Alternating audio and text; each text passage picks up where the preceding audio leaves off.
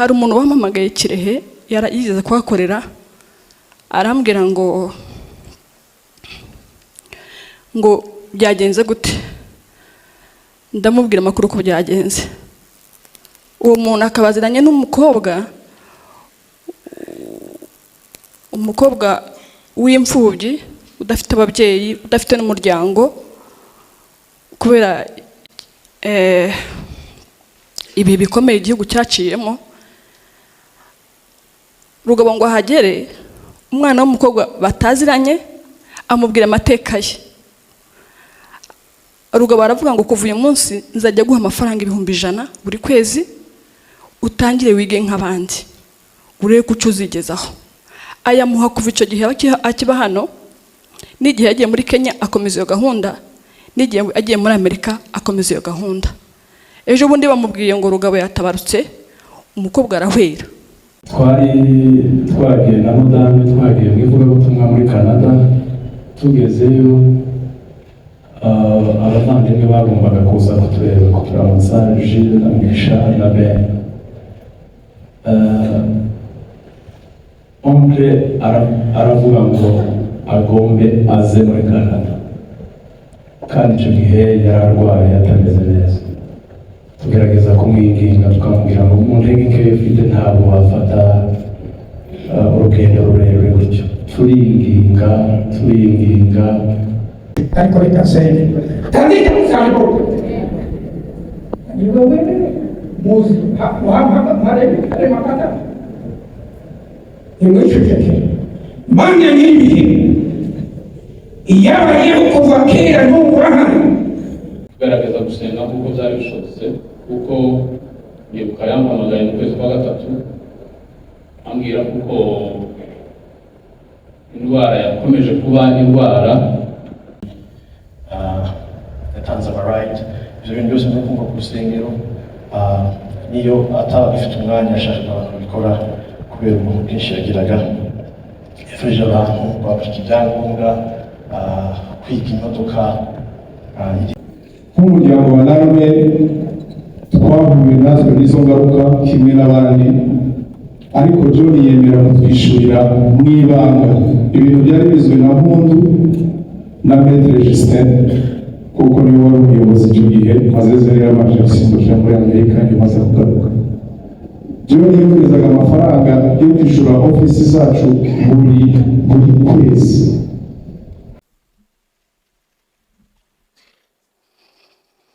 Yesu ashimwe. Yesu ashimwe. Ndashimira Imana kuko ari Imana yo gushimwa ibihe byose. Ibihe twe bidukomoreye, ariko yo ihora ari Imana, nta kiyihindura. Ndabishimira Imana rero. Ndashima Imana ku bwa Rugabo. Ndashimira Imana yamuduhaye umuryango wacu. Rugabo yaje ari umuntu udasanzwe, yaje ari umuntu ufite imiterere imeze ukuntu. Ndashima Imana. Rugabo Imana yamuhaye imiterere ituma umuntu wese abasha kumwiyumvamo, ituma umuntu wese abasha kumukunda, ituma umuntu wese yumva ko Rugabo amukunda. Nagerageje kumutekereza nsanga Rugabo yari Rugabo, yari umuntu mukuru mu bitekerezo, mu bwenge, mu mirimo. Ni umuntu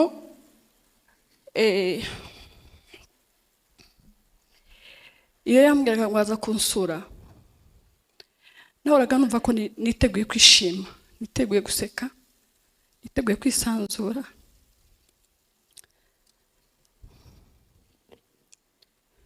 Ndashima Imana yamuhaye.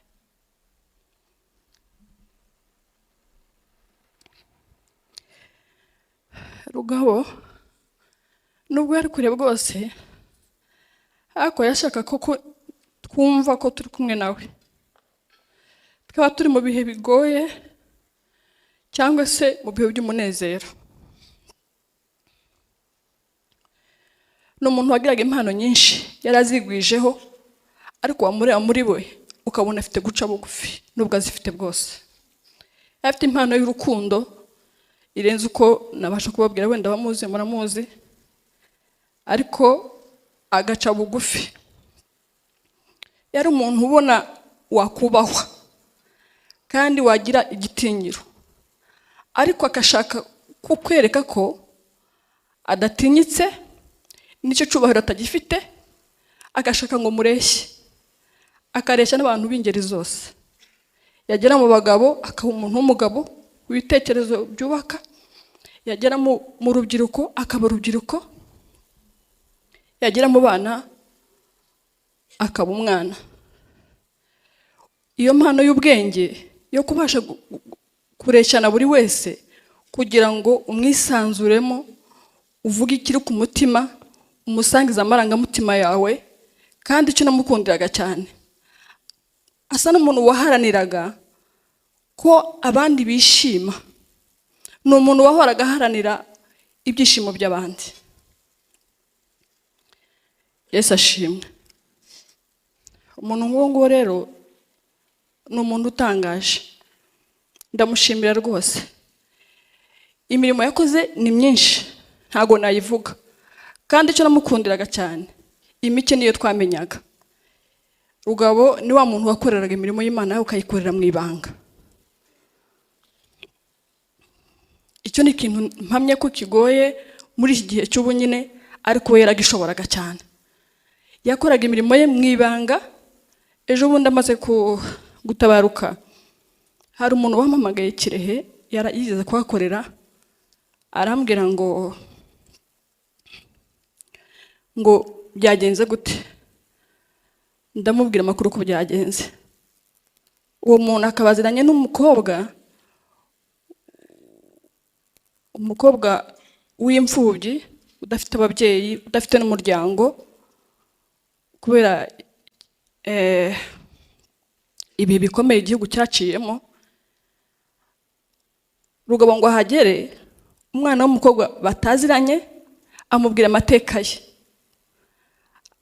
Rugabo aravuga ngo kuva uyu munsi nzajya guha amafaranga 100,000 buri kwezi, utangire wige nk'abandi, urebe ko uzuzigezaho.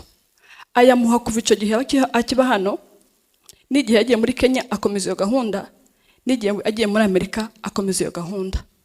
Ejo bundi bamubwiye ngo Rugabo yatabarutse, umukobwa arahwera, bamujyana kwa muganga, yongeye kugarura ubwenge ariko ageze kwa muganga. Ayo makuru namenye ejo bundi bamudogo yatabarutse. Ni byinshi yakoreye mu ibanga, nta robanura ubu nyine. Ariko icyo mushimira cyane nuko igihe cye cyose yabaye hano muri iyi si, yabaye mu muryango wacu, yabaye mu sosiyete y'Abanyamurenge, yabaye muri iki gihugu cy'u Rwanda, yabaye muri Amerika, ahantu hose Rugabo ntago yahindutse. Ndamushimira, yakoreye Imana, kandi ngira ngo si ibintu yihataga, ahubwo ni ibintu byari bimurimo, niko yarateye. Ndamushimira cyane. Ndatinze ndashimira abantu, ndashimira umuryango w'Abagunga. Abagunga muri abantu beza, ni ukuri. Ibi bikimara kuba mwaradutabaye, mwatubaye hafi, twumva dutabarutse, twumva turahumuritse. Mwarakoze cyane, Imana ibahe umugisha. Icya kabiri, ndashimira Foursquare. Ndabashimira cyane, Imana ibahe umugisha. Yego. Icya gatatu, ndashimira umuryango Alarm Ministries, muri abantu b'abagabo cyane. Mwarakoze rwose, mwaje gitondo, mugenda n'ikigoroba n'amajoro mwarayagenze kubera twebwe. Turabashimira urukundo rwanyu, twararubonye. Imana ibahe umugisha. Ndashimira abaduturanye Kicukiro baje kudutabara. Imana ibahe umugisha. Ndashimira Dr. Aje, sinzi ahantu mubonye, mugabo w'Imana. Ndabizi ko nawe ukora ucecetse. Imana yo mu ijuru igiguhembera iyo mirimo. Ni umuntu ukunda guhagarara cyane, akareba, abasha kureba kure twebwe tutareba, ariko kahayabonye kandi akisanzura nk'umuvandimwe. Ndagushimira cyane, Imana iguhe umugisha. Ndashimira Bishop, mwaradusuye, na Madamu Imana ibaha umugisha, murakoze cyane. bavuga ati umugabo n'igitangaza, ibyo byose turamushimira. Ikindi yaramubwira umuntu yaratangaga, buri bike yaragiraga yaratangaga, muri byinshi yagiraga yaratangaga, mu mishinga y'ishuri ishuri. Nta muntu yabaye perezida wa community iwacu, akagera aho ngaho abantu bagira amako cyangwa bagira ikibazo akamubwira ati yewe dukeneye contribution, akavuga ati mwe mubwire groupe je mushire muje nzotanga. Hari ijambo yigeze kuvuga, aravuga ngo uyu muntu amushize muri groupe yiwe y'ubukwe by mistake, ati yaratanga kugira ngo izina ryiwe rikomeze kuba izina ryiwe. Yaratanze ishuri abantu benshi ishuri, yatanze amarayidi, ibyo bintu byose muri kumva ku rusengero. Niyo ataba agifite umwanya ashaka abantu babikora kubera umuntu bwinshi yagiraga. Yafashije abantu bafite ibyangombwa, kwiga imodoka, iriya abantu bose bamuzagaho bakabigisha imodoka, bagakora ibindi bintu byose ntavuze. Ndamushimira. Yagiraga impuhwe zidasanzwe, wamubwiraga ikibazo akagira iciwe, waragwaraga akaguhamagara mu gitondo na nimugoroba. N'ubu ngubu yari akirwaye, akubwiraga ikibazo cyawe akaba yumva barakurushaho. Nka drivinga mwagenda mu yandi mastate cyangwa hari amasaha amwe akagira ubwoba. Hari n'igihe ajya nko ku ishuri nkinze ko ngiraga nk'amasaha abiri, rimwe ntanaryame atamekenze ushobora ko nageze ku ishuri. Yacaga bugufi cyane bitabaho. Yari umugabo ukomeye kandi munini, ariko ari mutoya, agaca bugufi kandi atari no guca bugufi. Yarakomeye kandi yari umukiranutsi.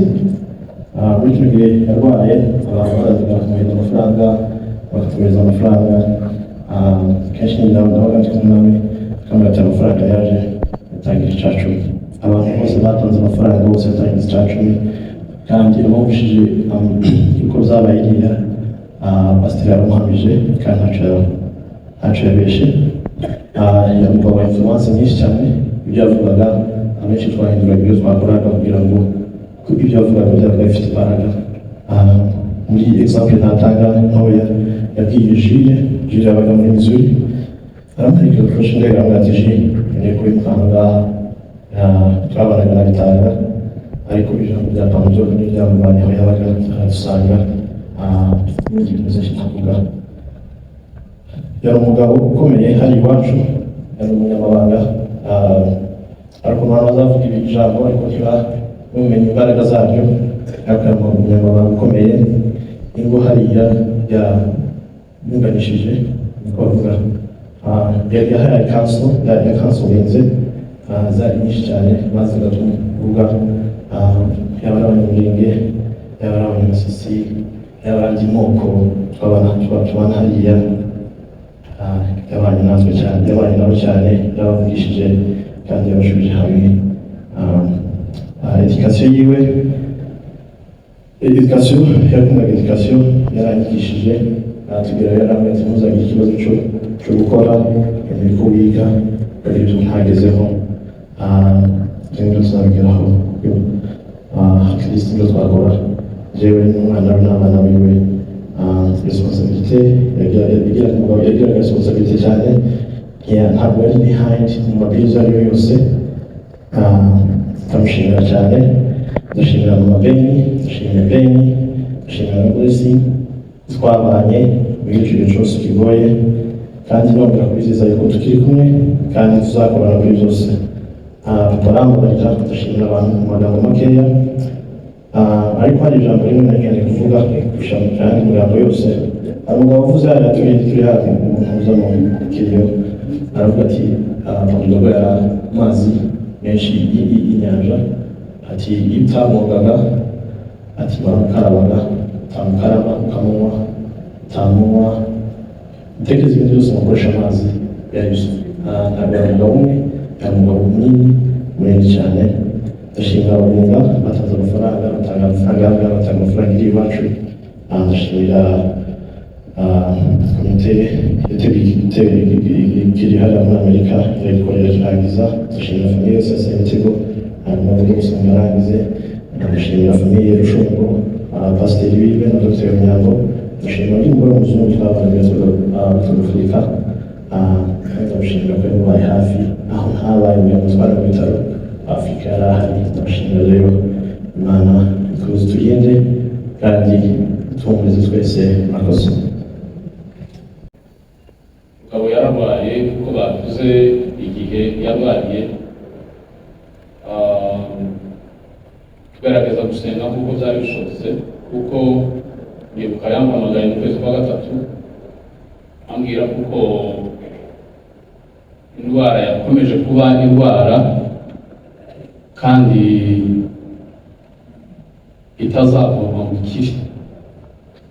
Ati rero hasigaye aho Imana n'uburyo twafatanya mu gusenga. Ndamubwira nti ubwo ari uko bakubwiye Imana ikabiduhaye igihe cyo kugira ngo dusenge, uko biri kose tuzasenga kandi Imana izatunyura.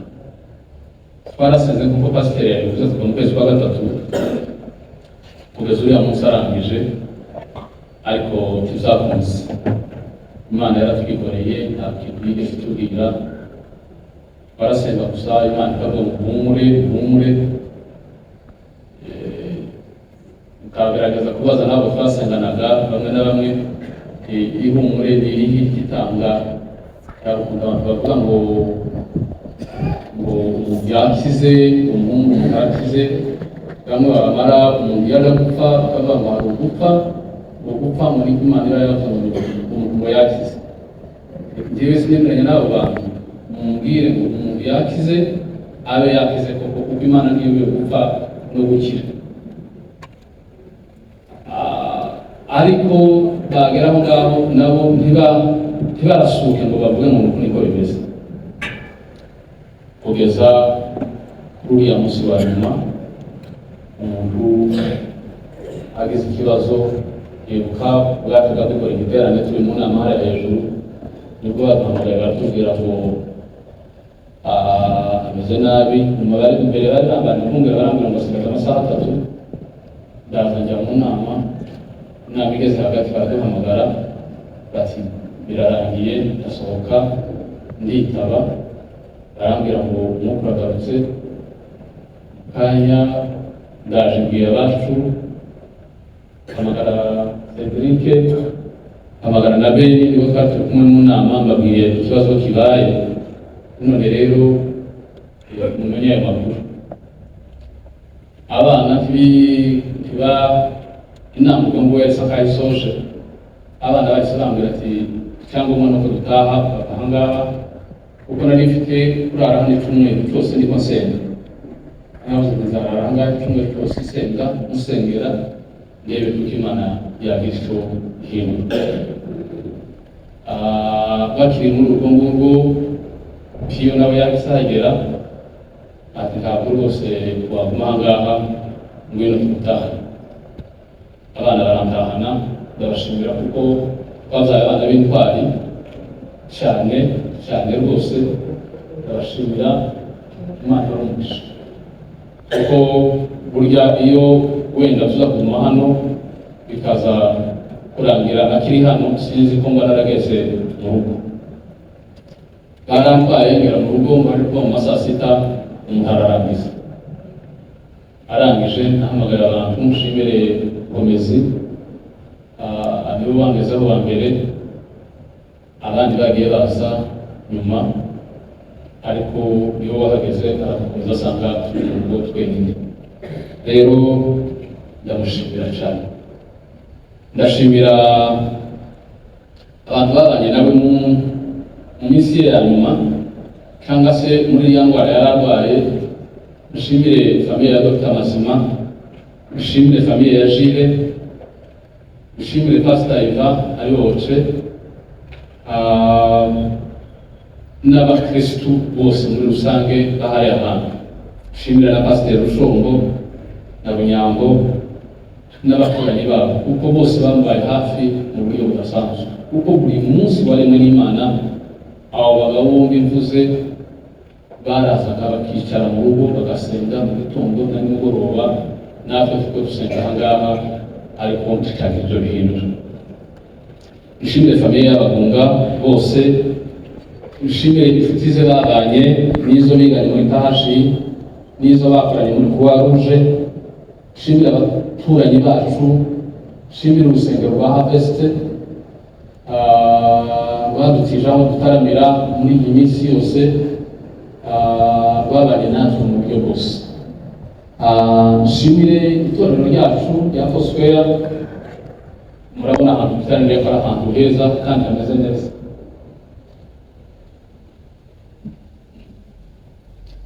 Murabona ko ahantu dutaramiye ari ahantu heza hameze neza. Ndabashimira rwose. Nshimire Bishop na Bishop bikiba mu gitondo cyo kuwa kabiri nibwo zabaye Bishop yasangeraho n'abandi bangezeho mu itorero, abadiyakoni bacu dukorana umurimo w'Imana hano. Ndabashimiye rwose bivuye kuri banyutima, baradusuye, baratuganirije, batanze n'ubushobozi bwabo kugira ngo ibintu bibashe kugenda neza. Badiyakoni inshuti zanjye dukorana, ndabashimiye. Nshimire na Sebatunzi za kuva ari hariya mu Bubiligi niwe yigira, kuva se wabatwaye yamusuye inshuro zitatu. Iyi nshuro yaragiye ejo bundi yari inshuro ya gatatu. Ndamushimira byimazeyo kuko yaritanze kandi yabanye nawe mu bihe bya nyuma. Ndamushimira. Nongere nshimire Wilson, ejo bundi tuje gukurikirana amaziko yadutije ibyuma byiwe rwose, tubasha kuba gukurikira bitatugoye. Wilson ndagushimira, ni muramu wanjye, ariko nabwo ndamushimira cyane kuko yakoze biriya bintu. Ndashimira abashiki banjye bose n'abagabo babo. Nshimire Rusi nawe yamubaye hafi, kandi mubwire nubwo ariko dukurikirana niyo mfuzi mukuru cyane dusigaranye mu muryango, ariko ubumwe tuzabana. Agahinda ufite ntabwo dushobora kukamara kose, ariko tuzabana mu bihe byose ubumwe. Nshimire Christiane n'abana. Mugabo aja kwitaba Imana yari yabimenye, yaranabivuze, abibwira abana, abibwira uyu nguyu uvuye kuvuga, amubwira imico. Aramubwira ati mwana, iyo umuntu yaguye ihanga hari abantu baza bagenda bakamubita, niko baza bakamubwira mu Kinyarwanda cyangwa se mu Kinyamurenge, azora umuntu bagiye kumubita. Ati ntabwo ariko nkubwira ngo ugiye gupfa. Umwana aramwibukirana ati kamdo, ugiye gupfa se ndimenye ese wabatoya? Ntabwo ugiye gupfa. Atari ko nakubwira imico.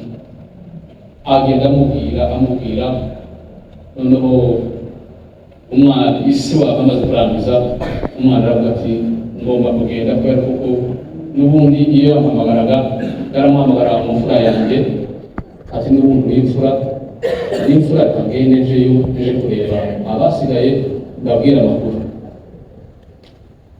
Niko kuza zaje bisa nkaho mutunguye, yarafashwe arabumva arakatishije ayitase. Ndagushimira papa, ndabizi kuko uri kumwe na Beni na Kirenga, kandi ndabizi ko ruya rugo rwawe rutazakishobora muhari. Ibyo ndabyizeye kandi ndabyizeye cyane kuko bizaba. Rugabo sinavuga ngo yagiraga imico cyangwa ngo yakundaga abantu byari bimeze bite. Rugabo yari umuntu mwiza mu magambo make. Rugabo yarangwaga n'ibitwenge byinshi. Rugabo yarankundaga biteye ubwoba. Rugabo yaranyubahaga kandi yaranyubahishaga aho nyuze hose. Rugabo yari intwari nta kenge tuzamusanga. Azagira irungu aho agiye, asanze ise, asanze mama we, asanze imbere, asanze n'abandi bakuru be n'abashiki be bagiye.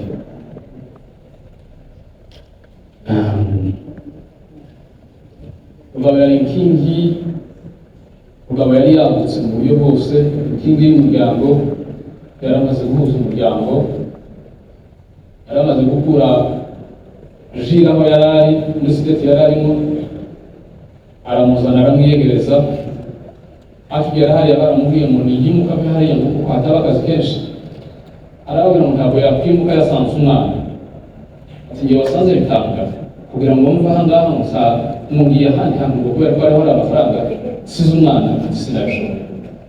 Araza abana na bitanga, amubera se, amubera nyina, amubera byose. Bitanga uhumure kandi ukomere. Rugabo yatabarutse. Rugabo yararwaye arababara mu mezi ye ya nyuma, aya mezi abiri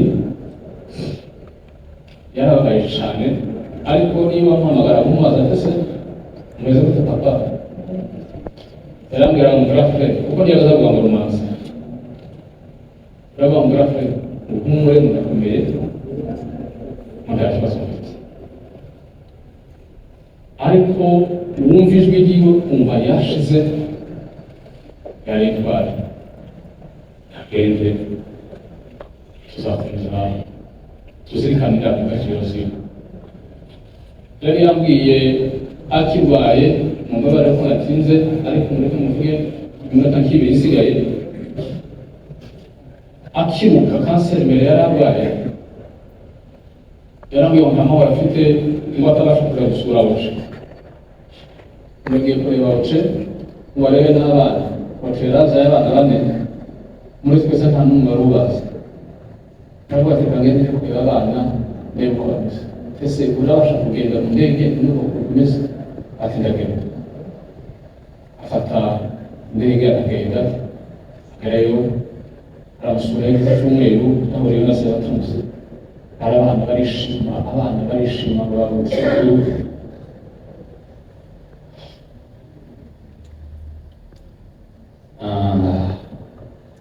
Rugabo yari intwari nagende, tuzahora tumwibuka. Ndashimira Patrick Rusutsa, ndashimira n'abandi sinagenda mvuga umuntu. Patrick Rusutsa umugore yageze mu rugo saa 9 babwiye n'amata mbabwiye kuko umuvandimwe arangije babura amahoro. Uburyo bageze babwiye amata muri ayo masaha y'ijoro ya saa 7 sinabumenye, ariko ndabashimira bikomeye. Rugabo tuzakwibuka, kumbura izina ryawe ntirizava mu kanwa kacu ibihe byose, kuko wareze abana imfuzi.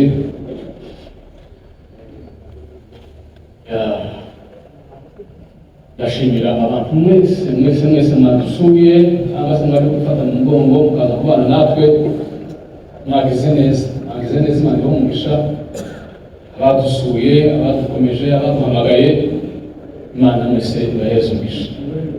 Rero Christiane uhumure, tuzabana kumwe. Tuzaba tugifite icyo utazabona tuzaba dufite. Uri kumwe n'abagabo, kumwe na Mugisha, kumwe na Bene n'abandi bari aho ngaho bakibe n'abitanga n'amazina bazakuba hafi mama umwe. Rero Rugabo tugire ryiza ryabera, twasuhuze so na mukuru wawe na mukecuru ahedi na mama wawe, uzabasuhuze gusa, uzababwira ngo turambariye bwa Yesu akomeze ahagire. Murakoze, Imana ibamugisha. Jewe ngira amarangamutima menshi, ariko ndimo ndakomeza umutima byanze. Kubera iki? Kubera impamvu y'umubyeyi wacu. Njyewe ndi umukwe we, ariko ntiyigeze adufata nk'abakwe. Igihe cyose twahuraga nawe yaratubyiniraga. Muzi ko akunze ubyinira umwana. Ni papa we, umeze gute papa we, umeze gute mu rugo papa, nta kibazo mufite mu rugo papa. Ijambo ryose yasohoraga papa papa. Ejo bundi wenda kugira ngo ndavuga ibintu byinshi, twagiye na madame, twagiye mu ivugabutumwa muri Canada. Tugezeyo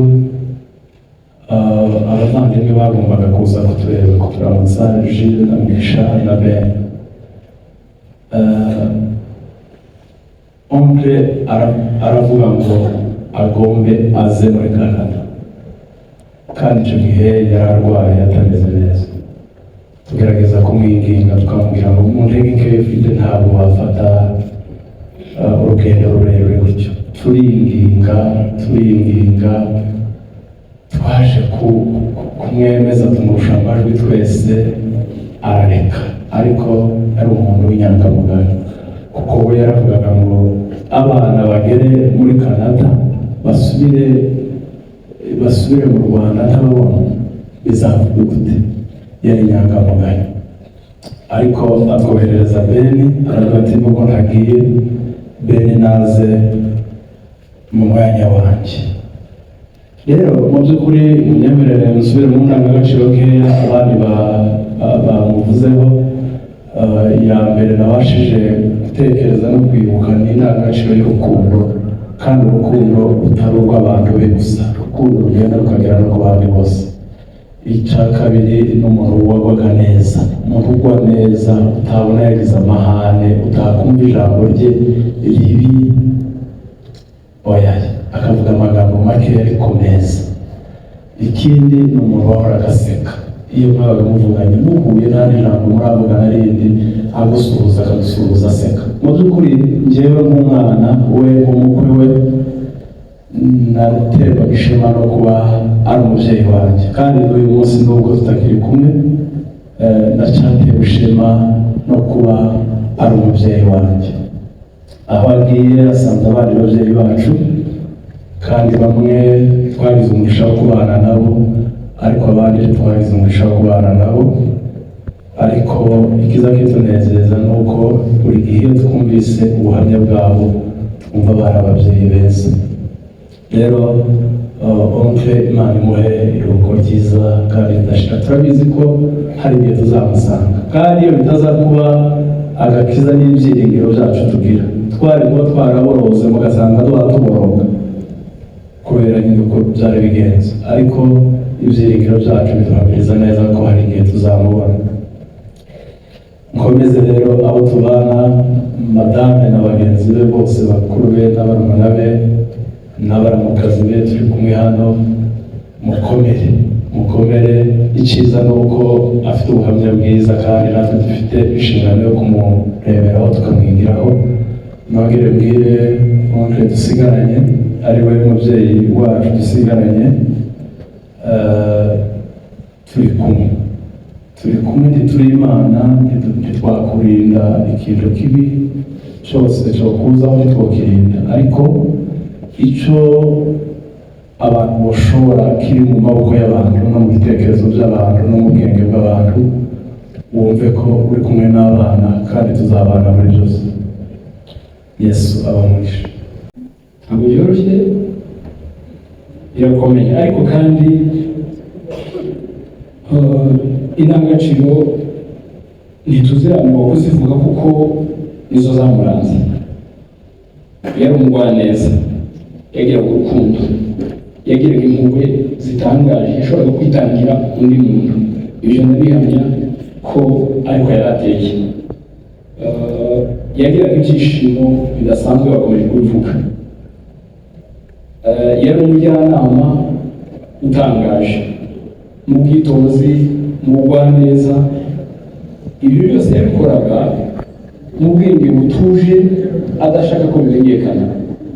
Hanyuma ibyo ntabwo byamubuzaga, nubwo yari afite byose byo kwicisha bugufi no kwirushya, ibyatumaga twebwe nk'abana cyangwa nk'abato tutamutinya, ntibyamukuraga igitinyiro. Yagumana igitinyiro cye kandi yaremeje kwicisha bugufi ngo ase cyangwa se ajye muzi y'abandi.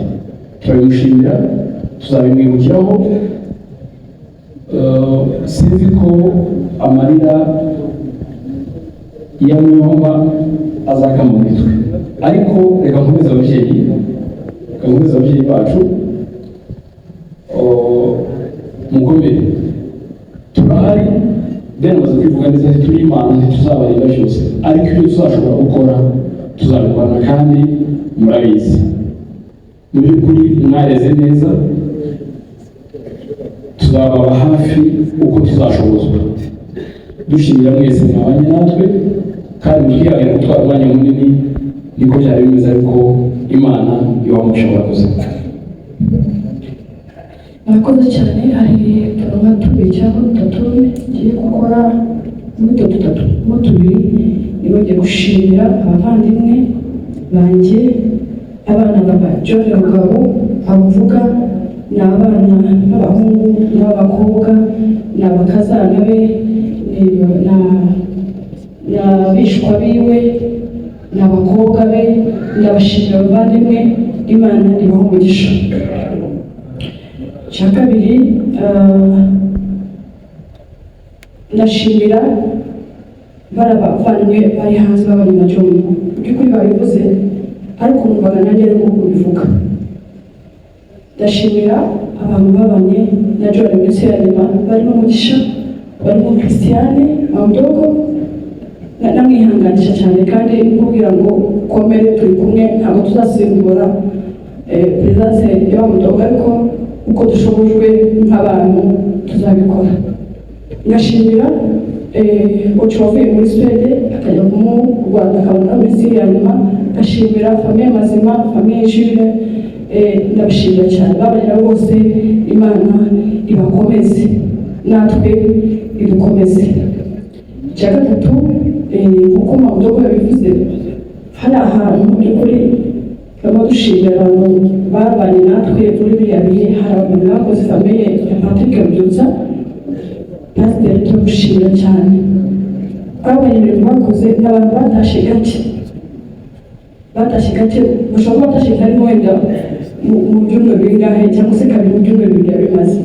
Turabashimira cyane, bakoze umurimo w'indashyikirwa cyane. Nk'abana rero, nk'abakobwa be, twamushakiye agashimwe gatoya. Nta magambo dushobora kuvuga wenda yamushimira n'ibikorwa yakoze, ariko ibyo yakoze twarabibonye kandi twarabimushimiye cyane. Yakoze nk'uwikorera, turamushimiye. Twamutegereje kumuha impano kugira ngo umuvandimwe yakwihuta akayizana tukayimushyikiriza. Niba ari hano hafi yaza akayifata. Mamdogo yanzanye inka, Mama Diyama niba ari hano aze ayifate, niba nkawe Mamdogo nazayifate. Udushimirire cyane, ntabwo twakora bingana n'ibyo yakoze, ariko ndagira ngo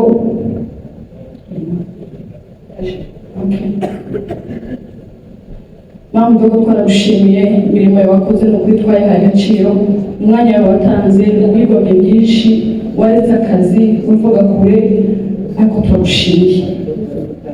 Abana bawe rero kugira ngo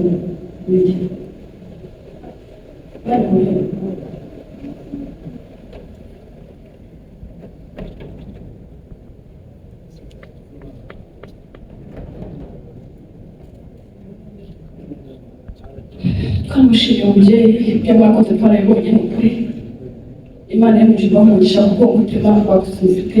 Turabakunda cyane, murakoze.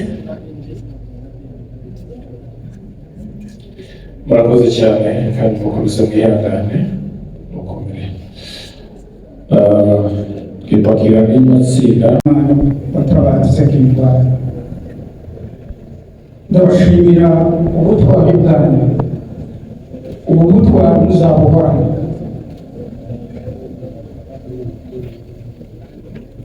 Turashaje ariko ntidufisize ubusa, dufite abantu, dufite abagabo. Muzabere umuryango neza uriya mwasigiwe n'abandi bose bari hano. ubwo ni ubutwari Imana yabashyizemo, kandi kwitanga kwayo n'ishyaka mugira muzahorane mu mahoro no mu bibazo. Imana izabashyigikira, Imana izabaremerera ubudahangarwa. Muzamureba Imana, ntimukaze mureba abantu ngo mwibabirwe Imana yabahamagaye. Uyu duhaye tuvuga, uyu duhaye duhamya, afite abamubyaje ubutumwa bwiza n'abamutoje iyo mvugo barahari, muzayigiyeho.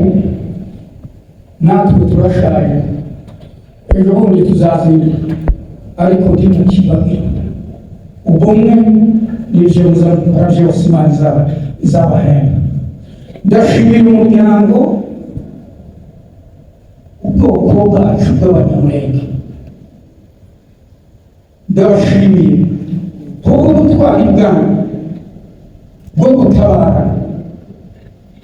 Muzagume mukore mutya mwitwara, ntimugacike intege. Ari ijambo umugaragu w'Imana yavuze kare, abantu bimuye Imana bimika ibigirwamana, ariko nimuhumure, Imana iriho, nyiritorero arahari, nyir'umurimo arahari.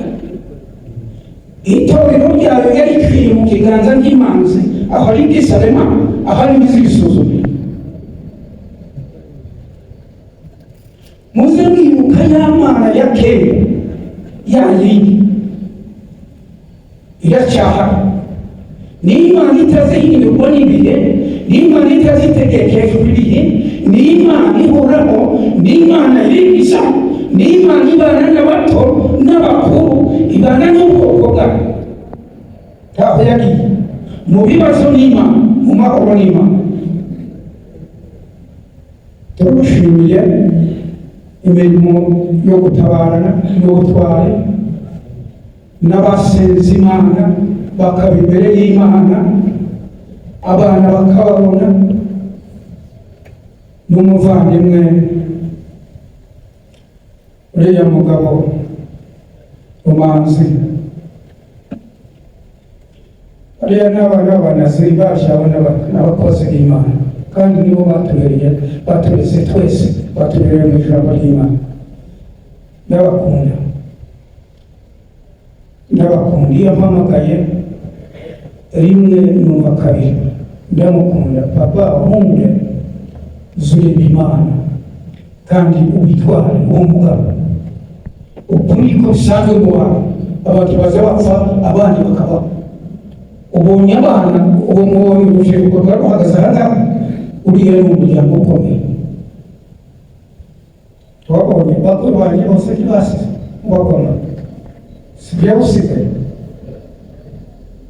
Njyewe ko ndafu, dore yambuye nguyu azakandikira ruhana.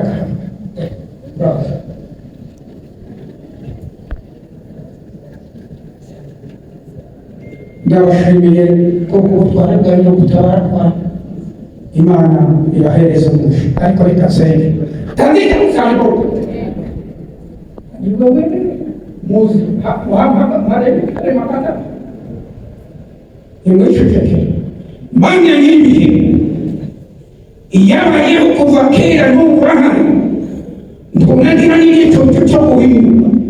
Uhora witwa Imana, uri Imana ibana n'abantu.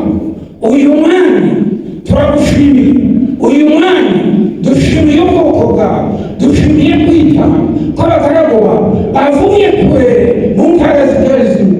Ariko uyu mwanya tukaba turi hano dushoje ikivi, ariko uri Imana uturiye, naho bajya hose ubarindisha ubwoko bwawe, kwizera kwawe kube kuri hejuru yacu ukuboko kwawe uduherekeze neza urakoze mu izina rya kristo yesu tubisabye amen.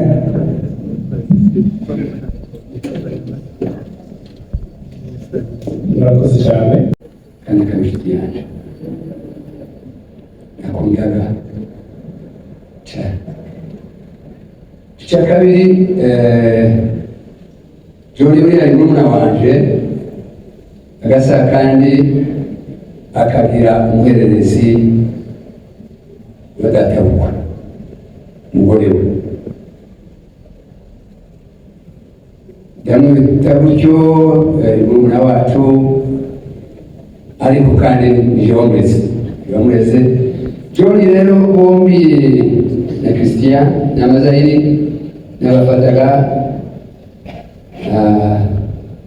k'abantu bakomeye cyane mu muryango wacu ushaka kuba wo hafi umubonaga mu mabunga akamubona wasinzira niko yari ameze nicyo bitumanira. icya gatatu niye kuvuga John yari mu muryango w'inshuti burya abantu barabukana ariko bakagira inshuti ni ukuvuga ngo John yabaye inshuti mbere y'uko ashakana na murumuna wa madamu biciye mu nshuti yanje nakundaga twabanaga Roribere yari inshuti idasanzwe yari mukuru wanje ariko kandi ikaba inshuti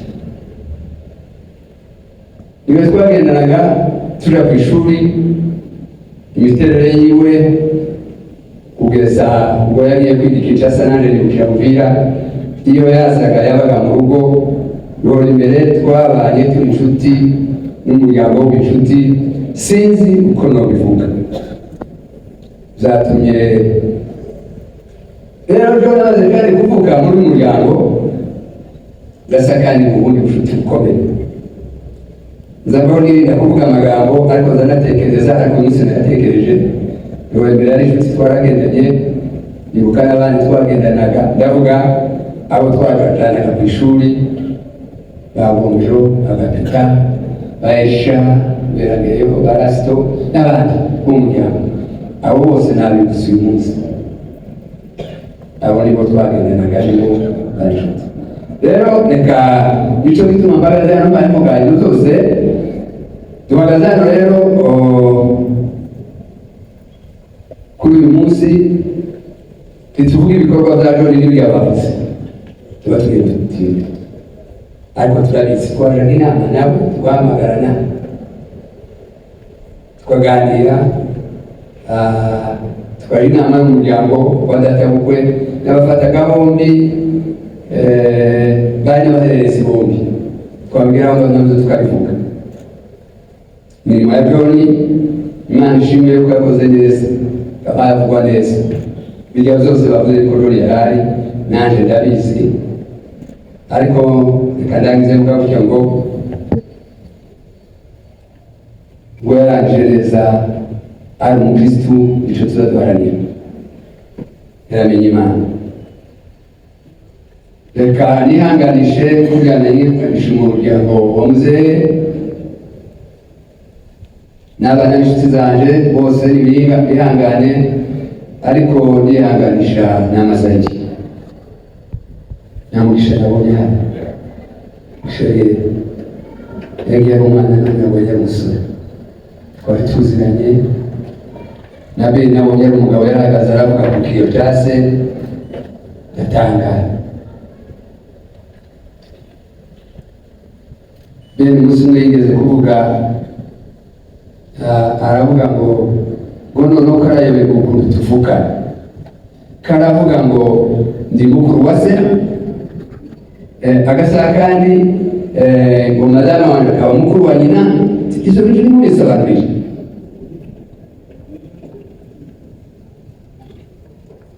turabihanganishije n'amazahiri n'abana aho bari bakomere n'umuryango n'ihangane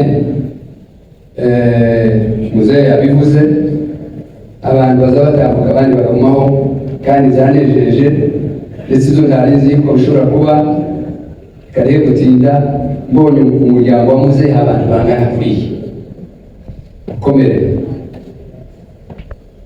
Roma tutabara badata hari abantu umuryango na kuriya ni munini cyane mwihangane sivuga nk'Imana muri rukodeshe yararuhutse ikadangiza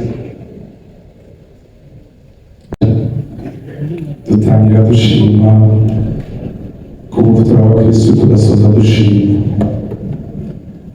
turashima Imana ko umuryango wa Alarme dukomeye tugashima Imana ko umuryango wa Oncle Rugabo bakomeye tugashima Imana ko umuryango aba muri iri tsinda mubona harimo abana ba John benshi nabo barakomeye kandi bakomejwe namwe n'imirimo Imana yakoresheje John. Ntabwo ni usubire mu ndangagaciro zagiye ziranga John kuko babivuze kandi babivuze neza ndetse bashobora no kundusha kubivuga kuko ababivuze bamwe ni ababyeyi abandi ni abavandimwe ba bugufi. Ikintu cya mbere cyaranze John ni urukundo baruvuze. Ubushize twaravuganye mu bitaramo twakoraga byo kwibuka, ntabwo John yavuze urukundo, ntabwo John yabwirije urukundo. John yakoze urukundo, abantu bararwumva, barakira, barakundana. Ikintu cya kabiri mvuga, John yakundaga gufasha aba bantu bicaye bari hano muri iri tsinda. John mu 2020 nk'uko twahuye n'icyorezo cya COVID-19 abantu benshi bagiye bagira krize zitandukanye. Nk'umuryango wa Alarme twahuye natwe n'izo ngaruka kimwe n'abandi, ariko John yemera kutwishyurira mu ibanga ibintu byari bizwi na Mpundu na Maître Justin kuko niwe wari umuyobozi icyo gihe, maze zari yabanje gusimbukira muri Amerika nyuma aza kugaruka. John yoherezaga amafaranga yo kwishyura ofisi zacu buri kwezi. Tujya dutanga umusanzu w'3,000 ariko we yatangaga $100. Murumva ko twababaye ariko kandi dufite ibyiringiro, aho yagiye natwe niho tuzajya. Ndashimira aba bantu muri Alarme kuva bahagurutse bagira indangagaciro yo gutabara. Maître Nestor namubonye umunsi umwe yigeze kumbwira tugiye gutabara, arambwira ati iyo wabwiye ngo umuntu arapfuye nibaza ibibazo bibiri. Ikibazo cya mbere nibaza, njya nibaza ngo ese uwo muntu yari afite umubano ki na Alarme, kubera ko Alarme yagiye itabara abantu benshi ikabakomeza, azi icyo kirakomeza. Icya kabiri aravuga ngo bazabaza ngo ese aho hantu hari amashanyarazi akabona sintetizeri. Ibyo bibazo iyo byibajije nkabona ibisubizo, nkamenya ko umuntu yabanaga neza na Alarme, aho hantu bakaba hari sintetizeri, ihumure ryabaga ribonetse. Ntatinze rero mu magambo, ndashimira abantu bose mwatabaye umuryango, natwe mwaradutabaye. Dufite ijambo rimwe turi dusorezeho. Alarme ni umuryango, kandi umuryango ubwira ababyeyi, ubwira abana, ubwira abakuru bawubamo. Iyo twicaye tujya dukora ibikorwa bitandukanye, ariko kuri uyu munsi wa none twifuje gufatanya n'umuryango wasizwe na Rugabo, tukabaha inka yo gufasha kurera abana. Turabizi ko abaye bishoboka ko bashobora kwitunga, ariko iyo nka twayitekereje nk'umuryango kandi twemezanya n'imitima ko tugomba kuyibaha. Oncle uzayibaza haba ari ubuyobozi buhari, ndetse nibunavaho igihe cyose muzayikenera, niba n'igihe cyo gushingira uriya muhungu Ben, icyo gihe iyo nka irahari, muzayicisha urubanza muzifuza. John tumwifurije ukuri dashira, murakoze.